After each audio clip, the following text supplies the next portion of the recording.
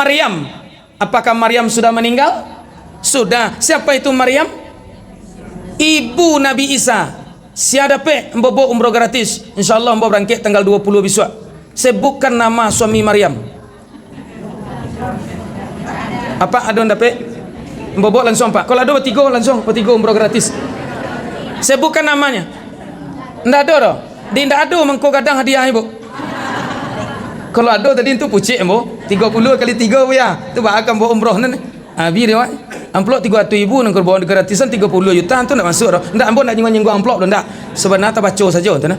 Nah ibu, Maryam perempuan yang suci tanpa disentuh oleh laki-laki. Allah tiupkan fayum fahuhu firruh.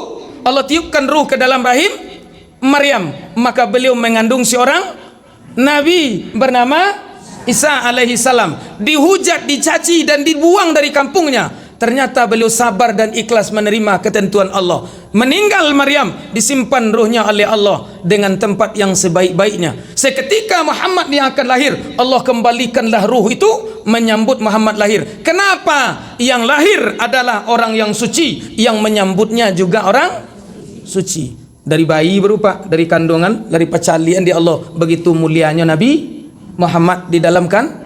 Itu mengkau baca bu, rasa cinta awak, rasa sayang awak. De yo bana-bana ya Muhammad kau kira.